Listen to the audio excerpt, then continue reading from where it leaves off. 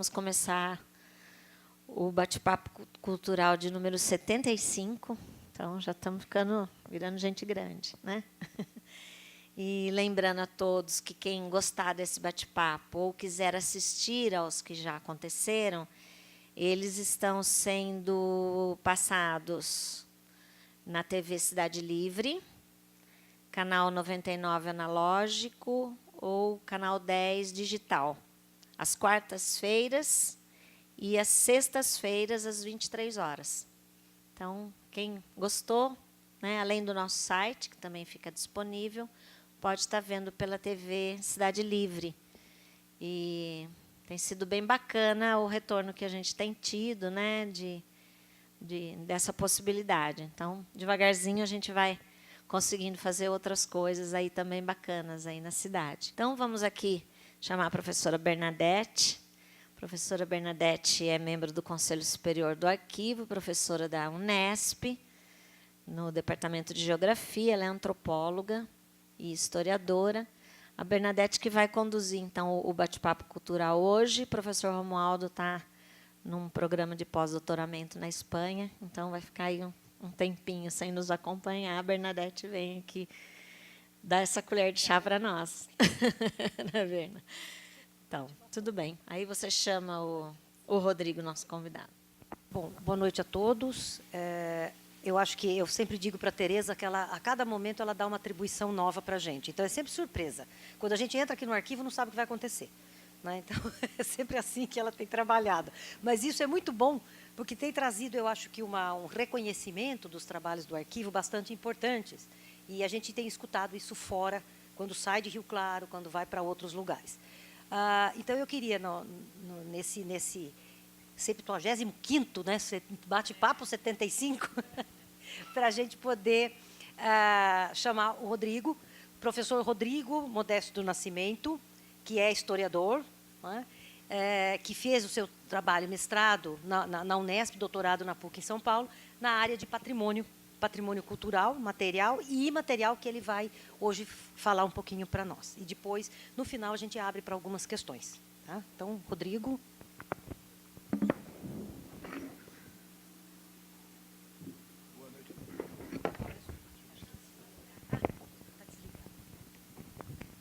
Boa noite a todos. Obrigado pela presença hoje, nessa noite chuvosa aí.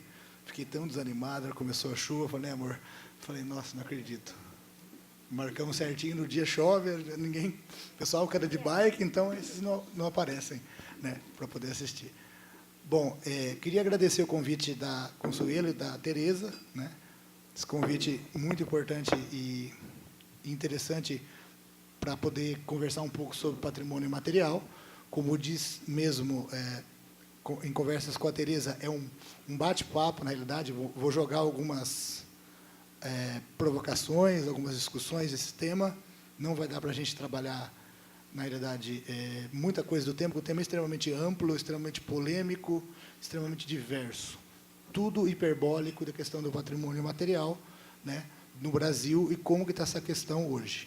Eu pediria, como eu já conversei, né, para passar um pequeno vídeo, antes de começar a fala, sobre o acarajé como patrimônio imaterial. Né?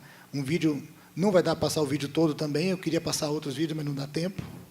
E passar só esse vídeo, por favor, do acarajé como patrimônio imaterial.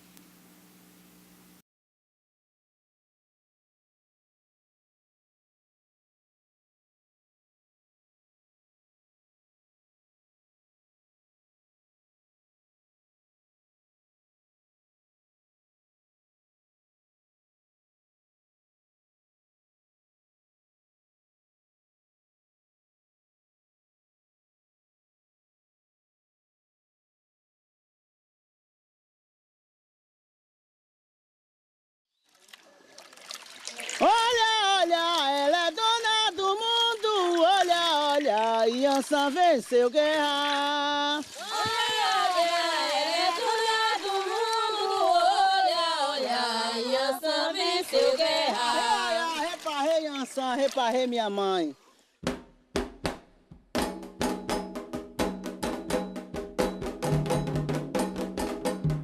segredo do acarajé é você ter amor.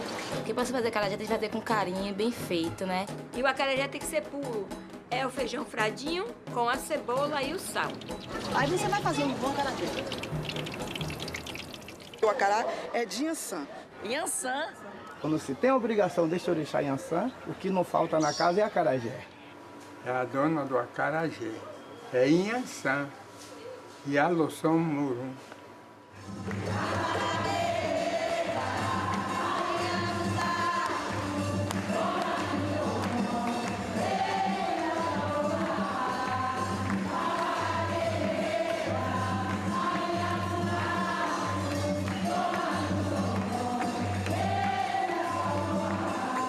Eu tenho muita fé. Eu sou muita fé em Yansan. Sou uma mulher de fé, de axé. E tenho muita força e muito carinho. Biribiriba, olossuma, bericomamaio. Biribiriba, olossuma, bericomamaio. O acarajé, como todo mundo sabe, é uma comida originária da África. Feita de feijão fradinho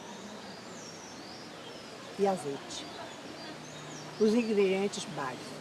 Eu gosto mais de falar do feijão que eu trabalho, né? Tem feijão mulatinho, que é denominado feijão de Ogum, feijoada. Tem o feijão preto, que é a comida de Obaluaí, que eu trabalho agora também. Tem o feijão branco, que é de Iemanjá, comida de Iemanjá, que eu também faço dobradinha. E tem o feijão fradinho, que é de Yansan, que faz o acarajé, que eu também faço uma vez na semana. Xangô, bamio, Xangô, bamio, obanila, Xangô, loque, Xangô, bamio. Mas também não podemos esquecer da cebola, que é outro ingrediente básico do acarajé. A cebola é o fermento do acarajé. É aonde ele cresce, é aonde ele tem o sabor, é aonde ele tem o valor, é a cebola. O acarajé eu acho que é uma coisa tradicional da Bahia, não é? Tudo tem que ter um acarajé no meio, porque sem ter um acarajé, não tem sentido. Iorubanos é acará jé, bolinho para comer. Na realidade, o nome, o jé, é o verbo comer na língua iorubá. O nome do bolo do bolinho é acará. E que era frito, que o pão do africano não era assado, o africano não conhecia fogo. O africano fritava. E por ele fritar, que as pessoas começaram a fritar no azeite de dendê, que ele não existia óleo de soja, não existia o azeite doce, que é uma questão do português. Então tudo que era feito no africano era feito no azeite de dendê. O azeite de dendê é uma coisa de grande serventia no candomblé. Sem o azeite, acho que nada é feito. O azeite é a força, é a maior força da natureza que existe no candomblé para dar força, para dar energia. O azeite de dendê é o sabor, é a fragrância, é o cheiro, é a vida que ele tem. Porque o azeite dá muita vida, o azeite é muito forte, o azeite é muito positivo. O azeite enfeitiça a casa. O cheiro do dendê é um feitiço. Não é à toa que os orixás adoram e amam o azeite de dendê. Tem que ter o dendê, que nós chamamos de epô, né? Tem que ter dentro do candomblé, né? O epô é uma mina de ouro só. O epô é uma mina de ouro só. O epô é uma mina de ouro só. O epô é o dendê, é o azeite de dendê que minha avó e minha bisavó. É uma mina de ouro só. O epô é uma mina de ouro só. O epô é uma mina de ouro só. O acarajé antigamente era feito pelas filhas de santo. As filhas de Yansan tinham um grande papel de, depois de dar a obrigação de orixá, descendentes de africanos, de ir no final da tarde, que o sol teria que estar frio, para oferecer, para vender, para comercializar o acarajé com pimenta. Eu lembro que o molho que minha avó fazia, eu não fazia com pimenta verde. Era pimenta seca, cebola, gengibre, que ela frigia, uma pitada de sal, que ela frigia, né? E botava a pimenta seca bem triturada, bem moída. O molho, a cor do molho era pretinho, frito, torrado. Não era esses molhos de hoje. E esse negócio de tomate, a vinagrete, isso não existia, meu filho. Acarajé, abará era com pimenta. Só. E também não é desse tamanhão, como fazem, parecendo que é uma. Eu digo que os acarajé de hoje que vendem na rua é acarajé burdo. Eu acredito que uma baiana que cultue orixá, que se traje como baiana, que se vista toda de rechilier, ela não vale à toa. Não vale pela questão da comercialização. Ela vale pelo sentimento. Baiana, o traje dela é o camisu. Depois a anágua, que é que deixa a baiana com rodas. Aqui é feito com pano mesmo e goma. Colocamos goma e fica aberto. Depois coloca a saia.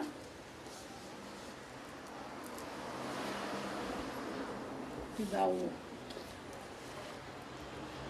Aí coloca a bata por cima do...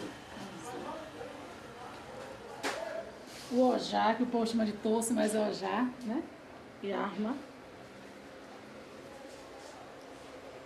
Você que escolhe a cor, mesmo com a saia, ou a tonalidade da bata. Aí a baiana ela faz a sua criatividade. E o pano da costa. Coloca assim, para traje de rua, passeio. Além de ser um tabuleiro de acarajé, eu me preocupo também com a minha cultura, com as minhas raízes, entendeu? Eu quero ter histórias mais tarde a contar para os meus netos, bisnetos, que com fé em Deus eu vou chegar até lá. É a minha identidade, entendeu? Eu tenho um registro de batismo, que é Tânia Bárbara Neri. E a minha outra identidade é o meu tabuleiro, porque esse aqui é o meu marido, entendeu? Esse aqui é que me dá meu sustento, a minha e meus 2 filhos. Entendeu? Então ele é a minha outra identidade, a mais original até.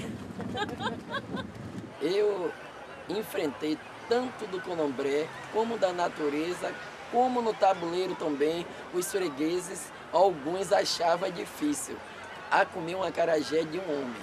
E mais foram acostumando dizendo que o meu tempero era tão bom quanto o das mulheres. Eu comecei a fazer acarajé com idade de 13 anos, junto com a minha mãe e a minha avó. Quando eu comecei a fazer acarajé, eu estava com 12 anos. Quando eu comecei a muito pouco trabalhar. Mas dentro da idade dos 7, você sabe, a vida da gente tinha aquela dificuldade, entendeu? Então nós tínhamos precisão de ajudar as nossas mães no dia a dia a trabalhar. Na época da minha mãe, não existiam tantas baianas. Só existiam as baianas do Largo de Amaralinas, que são baianas antigas, entendeu? Largo de Amaralina, aqui Largo do Farol da Barra, que foi a minha avó, Dona Bonifácia, Dona Júlia, a finada pequena e a minha mãe. E Terreiro de Jesus, que é ali no Pelourinho. Eu cheguei a isso numa brincadeira. Isso começou uma aposta de um amigo, né? E antigamente eu surfava, né? Pegava umas ondinhas e tinha esse amigo surfista. E ele fez uma aposta comigo que eu não era capaz de fazer esse tipo de trabalho, né? Como eu também estava buscando esse trabalho, que eu queria não sair da praia, eu queria ganhar dinheiro e continuar na praia. Comecei a vender na Amaralina. Eu vendia na cabeça. Primeiro mãe, né? A mãe começou vendendo acarajé, criou a gente no acarajé. Daí eu vi que era uma fonte de renda, né? Naquela época não tinha ninguém para ajudar. Quem ajudava a minha mãe eram os próprios filhos.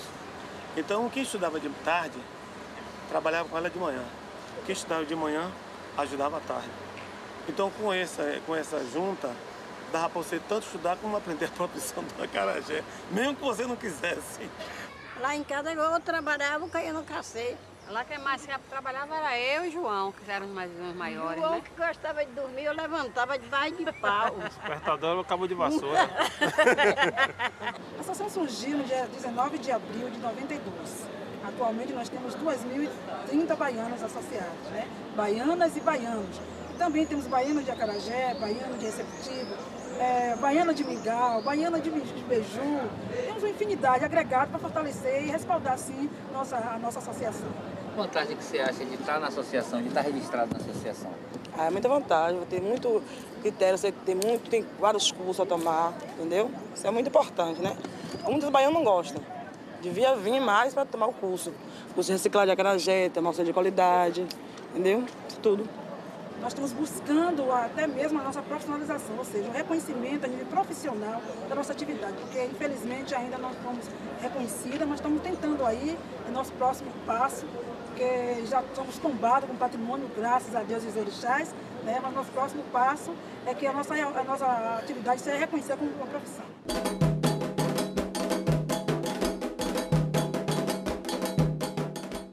Hoje, a cada 30 metros, você tem uma baiana, você vê uma baiana. A concorrência é grande hoje. Olha, eu acho que disputa de ponto isso é bobagem. Porque quando você faz uma coisa bem feita, pode ter 1000, você vai se destacar. A pessoa me pede um acarajé. O acarajé, por ser uma das coisas sagradas do candomblé, eu tenho que dar à pessoa e dizer à pessoa que Inhansã, Xangô, eu tenho que trocar a língua no momento e pedir a Xangô, caô Xangô, cabe esse lé, caô para cacamacê, caô para manxere, jexere babá, caô cabe esse lé, caô ganguixolá, quinibao tissuage, olô sanque ogodomacê, galugão ofujá, opô magelecã, berulu apé, oru alafim, axira utilé ajadi, aira leomã, aira modê, aira jaossi. E dou acarajé. Acarajé para comer é como coçar e trair, é só começar, né? Trair e coçar, é só começar. É a mesma coisa do acarajé. Você comeu um, meu filho, acabou, vai continuar fazendo. Olha, olha, ela é dona do mundo, olha, olha, Inhansã venceu guerra. Olha, olha, é dona do mundo, olha, olha, Inhansã venceu guerra. Olha, olha, ela é dona do mundo, olha, olha, Inhansã venceu guerra. Olha, é dona do mundo, olha, olha, Inhansã venceu guerra. Quando se faz uma matança, se sacrifica um animal, ou de pena, ou seja de bode, ou seja que animal for, para qualquer orixá ou para Exu, se canta para tudo. Se canta para tudo.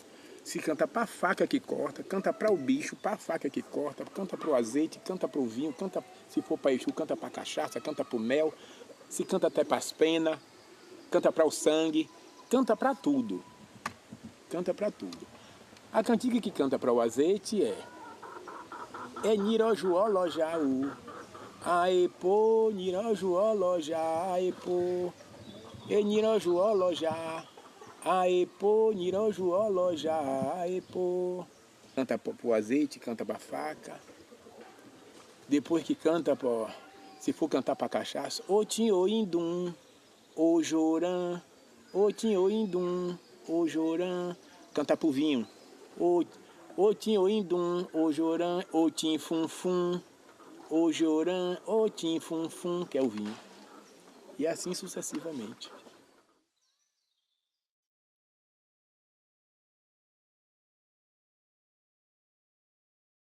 Essa minha fala, ela se pauta por 2 pontos básicos. A primeira deles é tentar entender, né, dentro da história da política de preservação do patrimônio no Brasil, como se dá as disputas, né, o conflito e a própria historicidade do patrimônio imaterial. Né? como que vai se formando essa ideia no Brasil a partir da década de 30 e como chegou hoje, como está o estado, né, da arte na preservação do patrimônio imaterial no Brasil. Bom, em primeiro lugar, nessa primeira parte, eu vou falar um pouco, e também, além disso, a segunda parte da fala é trabalhar um pouco também como que se dá essa concepção, esse ideário de patrimônio imaterial a partir do âmbito mundial, né, e como que isso chega ao Brasil, que, na realidade, o Brasil ele já avança um pouco antes, né, antes da própria ideia, né, do patrimônio material, né, ele já avança com o Mário de Andrade na década de 30, né, já tem uma discussão importante que não acontece, porque eu vou comentar depois, e falar um pouco também de como que hoje, né, no século XXI, né, quais são, né, alguns dos patrimônios imateriais no Brasil, e também falar um pouco dos livros, né, do que eles são os chamados livros de registro. Tá? É um livro onde você registra a imaterialidade e como que se dá isso, né? Como que se dá isso? Primeiro, nessa primeira parte, então, antes de falar a questão da parte mundial e a nacional, falar um pouco do que são os instrumentos de preservação do patrimônio. Na realidade, tem mais um que eu nem coloquei, que é a chancela do patrimônio da paisagem cultural brasileira, que, na realidade, é tão novo que é um terreno ainda que a gente precisamos até de mais estudos para entender essa chancela do patrimônio, da paisagem cultural, que já debate muito na geografia, né, na história, na antropologia, na sociologia, mas ainda não temos elementos bastante para discutir, né, tanto que pouquíssimos trabalhos abordam a chancela. Mas eu coloquei os 3 para a gente ter uma ideia de como funciona. O primeiro instrumento de preservação é o tombamento, que é o mais comum, mais conhecido, que é da própria característica da sociedade ocidental, preservar aquilo, né, que é autêntico e que permanece no tempo. Exemplo do patrimônio edificado, né, e também do patrimônio móvel também, que vai se dar nos museus, e também dos arquivos. Tá? Existem arquivos tombados também, né? O arquivo também, na realidade, precisa de estudos para entender como que se tomba um arquivo, principalmente o arquivo corrente, né? O histórico nem tanto, mas o arquivo corrente é mais difícil. Aqui em Rio Claro, por exemplo, nós temos vários bens tombados, é uma das cidades do interior do estado de São Paulo com a maior quantidade de bens tombados, né, pelo CONDEFAT, pelo órgão estadual, e também temos um bem tombado pelo IFAM, que é o museu, né, que pegou fogo e que agora está em reforma, em restauro, quer dizer, faz algum tempo. O outro instrumento de preservação, o inventário, que, na realidade, ele não existe uma legislação específica, ele não é normatizado, mas ele é um dos principais elementos para se entender um patrimônio de uma cidade e de uma região, de um bairro, né? Porque ele vai mostrar o que tem, por que tem, aonde que está, qual estado que está. Na realidade, no Brasil, se passa por cima dessas questões, né, passa muito por cima dessa questão do inventário, não fazem inventário, o Brasil não tem a característica de fazer inventário, por isso que dá muito problema, principalmente quando acontecem problemas na questão do urbanismo, né, a hora que o capital entra em disputa com, né, o bem material a ser preservado. E, por último, um registro, né, que nós vamos falar ainda bem mais especificamente, né, durante a fala, que é o registro do patrimônio imaterial ou intangível. Bom, em 1936, o que me atém quando você estuda as políticas culturais é que quase todas elas se dão em momentos de autoritarismo, né? Os órgãos estaduais do Brasil são formados em momentos de autoritarismo, né, como o IFAM também. E isso precisa de estudos ainda para tentar entender. Renato Ortiz, da Unicamp, tentou entender isso, né, naquele livro Cultura Brasileira e Identidade Nacional, né, fala um pouco também sobre isso, mas tem vários estudos atuais para tentar entender esses mecanismos, né, para além da simplificação de entender que um Estado autoritário cria identidades, né, tenta criar, pelo menos. porque como ele não é legítimo, né, ele tenta criar algo, né? Só que ainda isso é uma visão ainda simplista que necessita de estudos para tentar entender esse momento. O SFAM, então, na realidade, o SPAN, Serviço do Patrimônio Artístico Nacional, ele surge, na realidade, ele é um anteprojeto. Ele não virou, ele não se constituiu. Por quê? Ele foi encomendado por Gustavo Capanema em 1936, né? Gustavo Capanema, ministro da Educação e Saúde, na realidade, o Ministério da Educação e Saúde pode ser entendido, né, uma visão mais ampla, como o primeiro Ministério da Cultura no Brasil, sem ser cultura, mas ele tinha essa prerrogativa, a mesma, sendo que o primeiro órgão oficial de cultura é o Departamento de Cultura de São Paulo, né, em 1935, que Mário de Andrade também trabalhou. Nesse anteprojeto, na realidade, há um histórico anterior disso, que é um embate extremamente fecundo, interessante, que é uma disputa entre os neocoloniais e os modernistas, que eu não vou entrar, porque não daria para terminar hoje. Mas os modernistas, né, que estão dentro dos organismos públicos na época, né, eles vão ser encarregados de escrever a história do Brasil através da sua arquitetura, através dos bens edificados. Então, Gustavo Capanema, mineiro, né, ele vai falar para Mário de Andrade para esboçar um projeto do futuro patrimônio histórico, patrimônio artístico nacional. Esse anteprojeto foi estudado muitas vezes, né? Ele tem muitos trabalhos sobre eles, principalmente do professor da Federal de Ceará, que é o Antônio Gilberto, né? Que ele trabalha também, ele tem um livro muito importante que é sobre o inventário de Mário, né? E esse anteprojeto, ele foi escrito por uma pessoa que todo mundo conhece, que é um dos maiores intelectuais nosso, e ele avança tanto nesse anteprojeto que ele vai considerar a cultura brasileira de uma forma extremamente ampla na década de 30. Ele extremamente visionário. Ele vai dizer o quê? Que a cultura brasileira simplesmente não é a obra de arte, não é o bem monumental, não é a fortaleza, não é o forte de Copacabana, não é o forte de São Tiago de Bertioga, não é o Palácio dos Bandeirantes, não é esses bens ligados ao poder e à monumentalidade deles no espaço urbano. A arte brasileira, a cultura brasileira vai de encontro às questões indígenas, às questões étnicas, né? Ele vai colocar tudo isso nesse anteprojeto e vai mostrar, né, para o Gustavo Capanema, e o Gustavo Capanema vai observar e falar, não tem jeito de colocar isso agora, né? Porque o Estado Novo ele precisava do quê?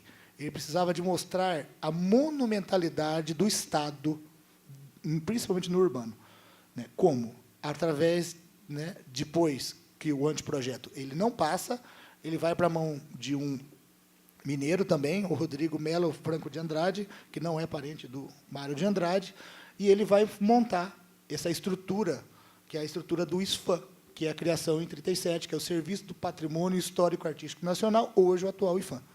Né? Troca o S pelo I, vira instituição ao invés de serviço.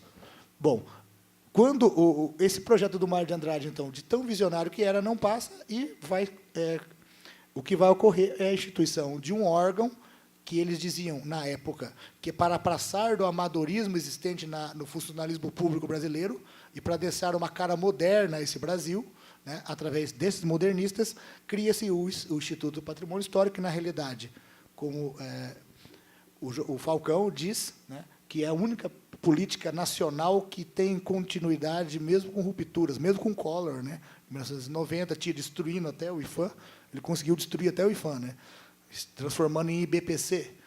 Até Collor ele sobreviveu, é a única política nacional que tem continuidade, mesmo com uma ruptura, desde a década de 30. É uma política cultural, sim, forte, tá? Que ela passou por vários momentos, várias questões. E aí o IFAM vai fazer o tombamento do patrimônio arquitetônico monumental ligados aos grandes feitos memoráveis e aos grandes homens da história do Brasil, através, né, do Decreto-Lei 25, que nós não vamos entrar. Tá? Podia passar? Bom, não sei se estou falando rápido. Essa parte inicial, então, são duas visões. São duas concepções de mundo. Uma concepção de mundo ligada a um homem extremamente amplo, né? Que era o Mário de Andrade, que ele coloca essa concepção dele no papel, e ele vai mostrar que essa concepção, né, de Mário de Andrade vai ultrapassar o limite até da Carta de Atenas, que é do Congresso Internacional dos Arquitetos Modernos, em 1933, né, ela vai antecipar até questões da Carta de Veneza, depois, ainda em 1964. Quer dizer, quando foi pensado em âmbito mundial, Mário de Andrade já pensou isso há simplesmente 36 anos atrás. Tá? Eu não vou comentar um pouco da... tem outros órgãos também que entram, que é a Funarte, que é, né, e outros órgãos que não daria tempo também. Tá? Eu fui cortando só para a gente entender um pouco. Essa política, então, de valorização da história vencedora, ela vai até a década de... vai até 1988, em âmbito federal, e no estado de São Paulo vai até a década de 70, tá? Ao final da década de 70. E a primeira vez que o Estado brasileiro entende que existe negro na história do Brasil é na década de 80, em que ele vai fazer o tombamento do terreiro da Casa Branca, em Salvador, né? Que é outro tema extremamente polêmico também e interessantíssimo de entender. Bom, na década de 70, então, em 72, na Convenção do Patrimônio Mundial Cultural e Natural, né, da Unesco, países de tradição não europeia, tá? Eu friso isso, que é país de tradição não europeia, que nós somos de tradição europeia, a nossa preservação do patrimônio é baseada na França, né, e também em Portugal, mas na França, a ideia de classement, né, que é da década de 1913, a ideia de museus nacionais, né, que tem a Revolução Francesa, na questão, principalmente, de arquivos e museus, né, vem toda essa ideia mais francesa. E na década de 70, então, nessa convenção importantíssima, países de tradição não europeia vão reivindicar a realização de estudos para indicação, né, da proteção às manifestações populares. Né. Vocês vão perceber, eu não faço a dicotomia entre cultura erudita e popular. Eu acho que a cultura é culturas. Né. Eu tenho essa, né, até no meu doutorado eu também não falei isso, e continuo não colocando essa ideia dicotômica. Né. Um é popular, o outro é erudito. O que é erudito e popular? Nem quero entrar nessa discussão. Existem culturas. Então, são as manifestações culturais, né. Aí está populares, por causa que, principalmente, é a fala da Unesco mesmo, mas eu digo as culturas de países de tradição não europeia, né, que não são reconhecidos. A primeira vez, então, essa discussão. Só que o Brasil, na realidade, com influência também dessa perspectiva, e de outro homem também que vem na esteira dessa política cultural, que vai entrar e vai também fazer uma grande mudança, só pena que vai morrer muito novo, né? Que é o Aloysio de Magalhães, em 75, quando ele cria algo assim, eu entendo como uma ONG, né? O Centro Nacional de Referência Cultural, que é criado em 75 na esteira do Plano Nacional de Cultura, né? O Plano Nacional de Cultura é de 75. E ele vai criar esse órgão, que é um órgão, ele não existe na burocracia governamental, ele está dentro da política cultural, mas ele não faz parte.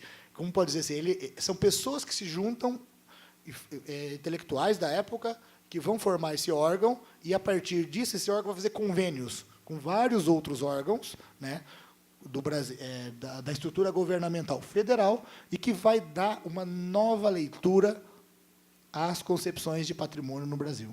Né. O Centro Nacional de Referência Cultural funcionava na reitoria a antiga reitoria da UNB em Brasília. Né. Ele tinha convênios com o Ministério de Ciência e Tecnologia, na época, não lembro também, Caixa Econômica, são vários convênios que eles vão fazer, na realidade, um grande avanço, porque ele vai ultrapassar a questão da própria ideia de que se tinha no ISFAM, que era só de arquitetos, né, só arquitetos no IFAM.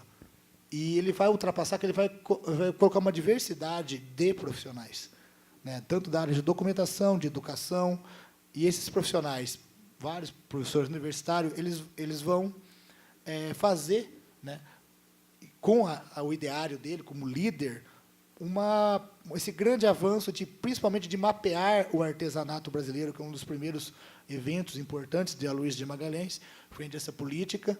Claro, você imagina, isso num contexto totalmente autoritário, né? Contexto ditatorial também. E eles vão tentar esse avanço de tentar... São vários projetos, eu não vou comentar todos, mas um deles é o mapeamento do artesanato brasileiro, e eles tinham muito medo de uma coisa, eles tinham medo de a cultura exterior, essa invasão cultural, filmes, músicas, ele tinha medo de sumir a cultura do Brasil. Então, portanto, eles fizeram então esse trabalho de falar assim, olha, nós temos cultura sim, nós não somos apenas, né, influenciados pela cultura exterior, nós temos uma cultura nossa, né? E depois o Aloysio de Magalhães vai fundir o Centro Nacional de Referência Cultural, né, a Programa de Reconstrução de Cidades Históricas, que é de 73, âmbito federal. Depois ele vai se fundir, vai criar o SPAM Pro Memória, né? Fundação Nacional Pro Memória. Bom, e em 88, na questão desse histórico, né, vai ocorrer a Carta Magna, que vai referendar algumas questões que, nos artigos 215 e 216, principalmente, que vai falar sobre o patrimônio imaterial das manifestações, né, culturais, né, de uma forma ampla da sociedade brasileira. Na realidade, é mais normativo do que realmente de prática, né? Não é muito de prática. Bom, podia passar. É uma apresentação breve, pessoal, só para depois vocês fazerem as perguntas que a gente discutir para outro canto. Bom, em 89, a recomendação sobre salvaguarda é uma palavra muito utilizada no campo da cultura tradicional e popular. Pela primeira vez, então, a Unesco vai reconhecer que existe realmente a possibilidade de proteger, por meio de registros e inventários, né, instrumentos diversos do tombamento, que o tombamento é para a autenticidade e permanência, ele é principalmente para bens móveis e imóveis, né? Ele vai dizer que os países de tradição não europeia, então, eles têm essa possibilidade de fazerem os seus próprios inventários e fazerem os seus próprios, né, registros das manifestações culturais de seus países, né? E em 2000, né, isso que tem algumas cartas patrimoniais ainda, que eu não vou ficar focando uma a uma, senão fica, né, muito terrível para a gente terminar. Em 2000, né, o Decreto Federal 3551, de 4 de agosto, vai instituir o Registro do Patrimônio Imaterial, que é uma normativa. No Estado de São Paulo, nós temos uma lei também, um decreto de 2011. E esse decreto de 2011 ainda, eu não sei como que está ocorrendo dentro do CONDEFAT, porque o CONDEFAT eu pesquisei no mestrado, né, e continuei fazendo pesquisa no doutorado, dentro do CONDEFAT. Eu não sei como está essa discussão internamente. Quando eu conversei com uma amiga interna, né, do CONDEFAT, que trabalha há 20 e tantos anos lá dentro, ela comentou, até brincando, que nosso povo assusta de patrimônio material. Nós estamos aqui sambando, discutindo no patrimônio edificado, dando e agora, né? E por isso que, na realidade, eu levei essa discussão, para entender um pouco desse... O que é esse patrimônio imaterial? Né? E aí? Como que funciona isso? O que quer dizer essa concepção? Esse ideário novo? Ele é tão novo assim, ou não é? Ou ele vem de uma tradição? Né? Ele se coloca como nesse mundo atual nosso, né? Do ano de 2014. Bom, o patrimônio imaterial, então, de uma perspectiva cartesiana, viu, eu sempre friso, viu? Entendeu? O patrimônio é amplo, mas a perspectiva cartesiana ela aparece sempre, que é a divisão em... como tem um antropólogo amigo meu, que é da Federal do Rio, que é o Alexandre Fernandes, né, que tem um trabalho muito interessante, ele critica muito os livros do Tombo, né? Ele fala que, para coisa existir, você tem que normatizar. Coisa, então você tem que pegar um livro, colocar lá, só a partir dali o patrimônio existe. Ele vai fazer essa crítica, né, que eu coloco também. Senão, no Estado não reconhece, que eles têm que estar lá, registrado, certinho. E como que registra uma festa? E como se preserva uma festa? Bom, são 4 livros. O primeiro, Celebrações. Um dos festas e rituais, sagrados ou profanos. né? Exemplo, né? Um dos exemplos que eu até tenho um DVD ali, que é do IFAM também, né? Que é o Círio de Nazaré, em Belém do Pará. Esse DVD, eu lembro quando eu dava aula em faculdade, eu passava sempre para eles entenderem como que funciona todo o contexto da festa. Desde a produção, né, desde da volta da Nossa Senhora, né, de Nazaré, da volta de barco, das comidas, né, da alimentação, do vestuário, né, vai passar por toda essa transformação antropológica, né, bem etnográfica, mostrando parte por parte de como que funciona toda aquela grande festa. Quem nunca viu, não precisa, não importa que religião for, é legal de ver, porque é uma festa gigantesca, né, é um absurdo de grande. É a questão da corda, que eles pegam na corda, né, como se representa simbolicamente os filhos segurando na mãe, né, aquela corda gigantesca que as pessoas, né, como que se constrói essa corda, qual a simbologia da corda, qual a simbologia da alimentação do dia, né, é uma loucura, muito legal. Dos saberes, né, é os conhecimentos e modos de fazer. Um deles já passei, que é o acarajé, né, que também tem como fazer o queijo de Minas e tem vários outros ofícios das paneleiras de goiabeiras, né, como que faz aquelas panelas, e mexe até com a questão sexual, né? Tanto que o ofício das paneleiras de goiabeiras, lá do Espírito Santo, o homem não pode fazer né, aquelas, que chama cabaça, né? Não pode fazer, porque vai ficar impotente.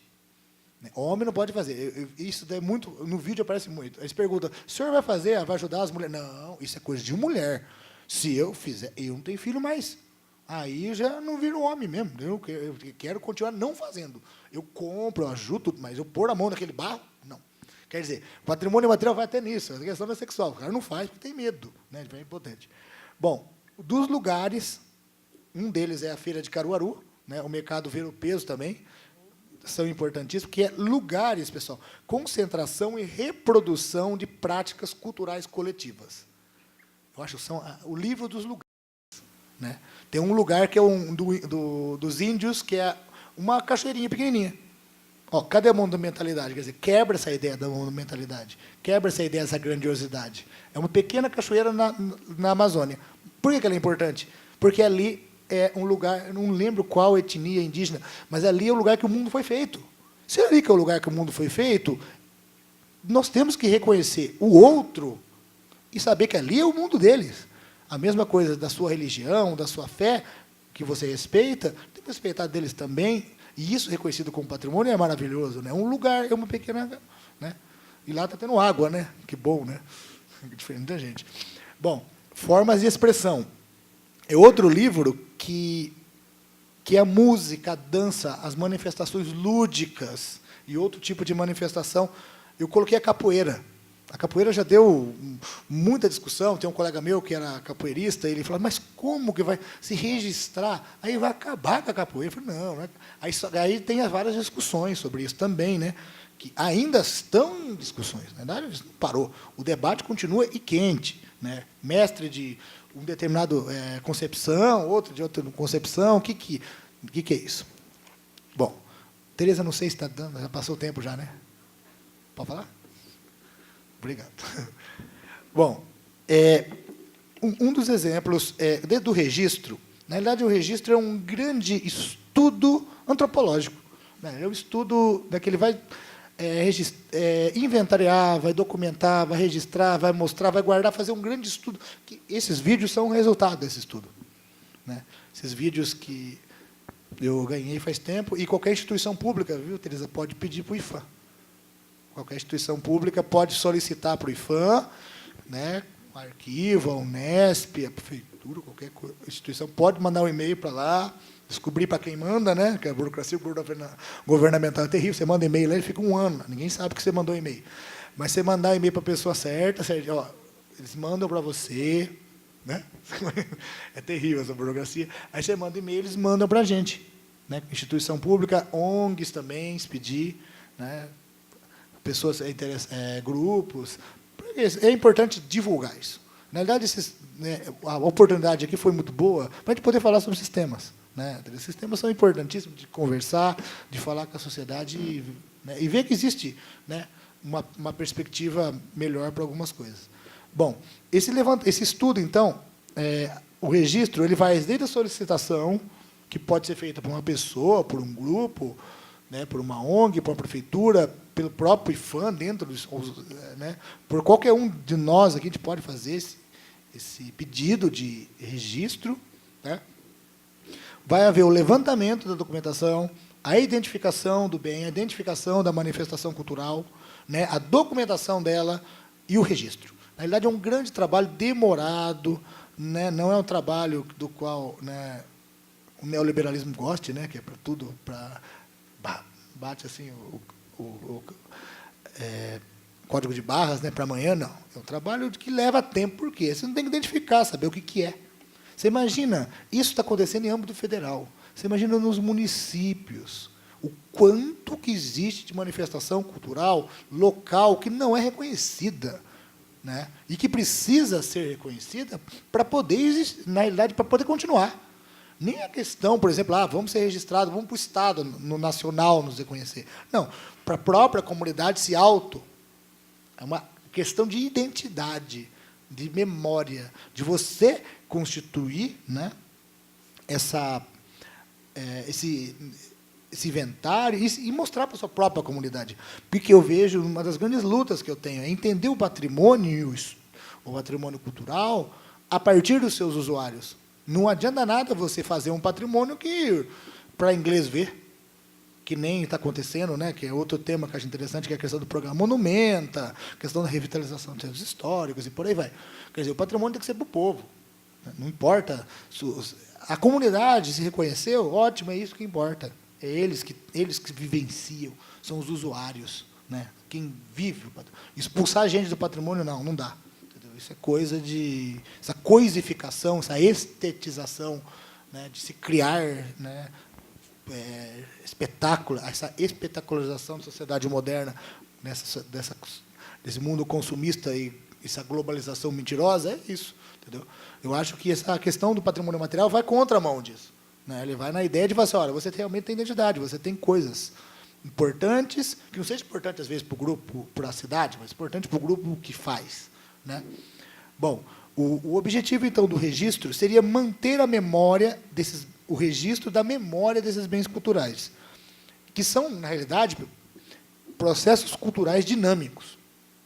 Entendeu? Todos os que eu falei, que são 30 bens registrados no Brasil, eu conferi hoje no IFAM, são no dia 24 de setembro de 2014. Então, são 30 bens registrados, que vai desde o ofício de cineiro, né, nas cidades históricas de Minas, ao jongo do Sudeste, que vai desde o estado de São Paulo, pega Minas, um pedaço de Minas, pega bastante Rio de Janeiro, vai até, como diz a cachoeira, que eu não sei falar o nome, Anhandeara, alguma coisa assim, dos índios da Amazônia, até o mercado Ver-o-Peso. Quer dizer, o mercado que de monumentalidade, por exemplo, tem na Feira de Caruaru, tem nenhuma monumentalidade, tem as práticas culturais que acontecem naquele meio. Aquelas sociabilidades ali é o que é o nosso patrimônio material. De 10 em 10 anos, então, os técnicos, né, em sua maioria antropólogos, e historiadores também vão perceber o que mudou, o que ficou. Olha, isso é um trabalho ainda vai ser feito, né, porque não tem bens de um período histórico assim tão grande de registrado, mas para ver o que mudou, porque eles não são processos culturais congelados. Se congelar determinada manifestação cultural, ela morre, entendeu? E também hoje, para terminar essa fala, né, vou lançar algumas ideias, né? As manifestações culturais não podem e não devem ser congeladas. Mas como não interferir em seu processo espontâneo, o Estado entrando na questão do registro? E outra, como evitar que o registro venha a se constituir um instrumento de preservação de segunda classe, vista, né, quer dizer, manifestações dos pobres, manifestações dos excluídos da história? Isso é um tema muito interessante. Quer dizer, e aí, o registro vai ser o quê? Quer dizer, a elite tomba os fortes, né? E as pessoas que foram excluídas do processo cultural, histórico, tem os bens registrados? Quer dizer, esse é um problema ainda que não foi ainda debatido a fundo. É um problema ainda que existe uma concepção, né, de se debater realmente e perceber. E aí? O que nós vamos fazer? Né? Eu, como pesquisador de patrimônio, né, o professor Bernadette também, são áreas que a gente... essa pesquisa que eu faço é do meu mestrado, na realidade. No doutorado eu não estudo isso. Né? Mas há um oceano, né, um universo de possibilidades de se trabalhar o patrimônio material. Eu, no meu mestrado, eu trabalhei a questão do patrimônio material num cemitério. Né? Num cemitério, né, que eu tenho um artigo publicado na revista da Federal de Uberlândia, e que, vai falar, o cemitério da colônia japonesa de Álvares Machado. Espera aí, o cemitério, o que acontece? O Condefat descobre que existe uma capela construída em um lugar que não podia construir. Aí o Condefat fala, derruba a capela. Manda ofício lá. Aí vira aquele estrondo. Aí diz, o que vale? A capela ou o espaço ritualístico, o espaço do sagrado, né? O espaço de sociabilidades que se forma ali, que é um dos poucos cemitérios japoneses mesmo do Estado de São Paulo, do Brasil, se derruba ou não. A lei do tombamento vai valer, ou o que vai valer é a identidade da comunidade japonesa. O que valeu foi a identidade da comunidade japonesa, não derruba. O prefeito falou, não vai derrubar, não.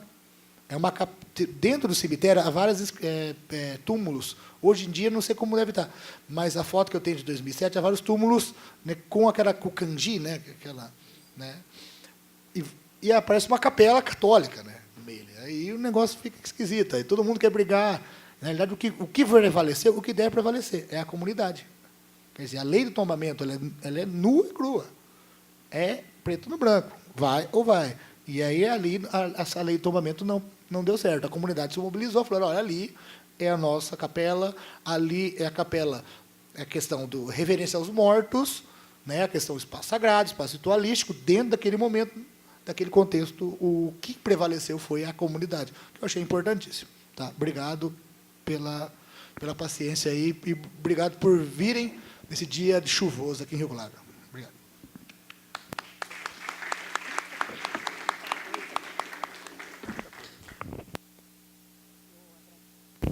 Agradeço bastante o Rodrigo, eu acho que é uma provocação para todos nós, não é? E eu acho que são contribuições assim para a gente pensar na nossa prática no dia a dia e daquilo que tem acontecido já aqui em Rio Claro. Então, o Rodrigo tem vivido aqui já há algum tempo e tem percebido também que há coisas para fazer, bastante coisas a fazer, não é? E o arquivo, nesse sentido, tem também disseminado uma quantidade de trabalhos, né, que estão se multiplicando juntamente com as comunidades. Eu acho que eu conversava ainda com a dona Diva no início, não só com a comunidade negra, mas, em geral, as comunidades começando a vir falar, né, dos seus espaços, e acho que a contribuição do Rodrigo vai muito nesse sentido de alertar para as possibilidades que a gente tem, né, dessa valoração.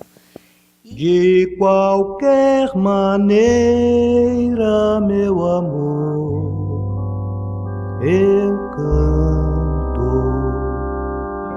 De qualquer maneira, meu encanto, eu vou sambar.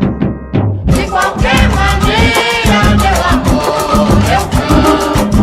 De qualquer maneira, meu encanto, eu vou sambar. De qualquer maneira, meu amor, eu canto. De qualquer maneira, meu encanto, eu vou sambar. Com os olhos rasos d'água, ou com um sorriso na boca, com o peito cheio de mágoa, ou sendo a mágoa tão pouca. Quem é bamba não bambeia, falo por convicção. Enquanto houver samba na veia, empunharei meu violão. De qualquer maneira, meu amor, eu canto. De qualquer maneira, meu encanto, eu vou sambar. De qualquer maneira, meu amor, eu canto. De qualquer maneira, meu encanto,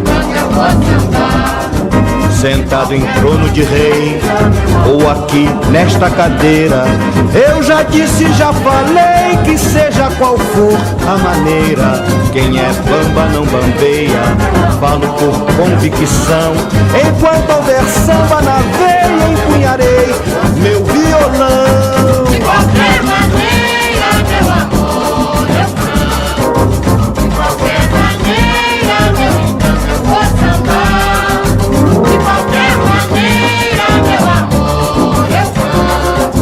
De qualquer maneira, meu encanto, eu vou sambar. Com os olhos rasos d'água, ou com um sorriso na boca, com o peito cheio de mágoa, ou sendo a mágoa tão pouca. Quem é bamba não bambeia, falo por convicção.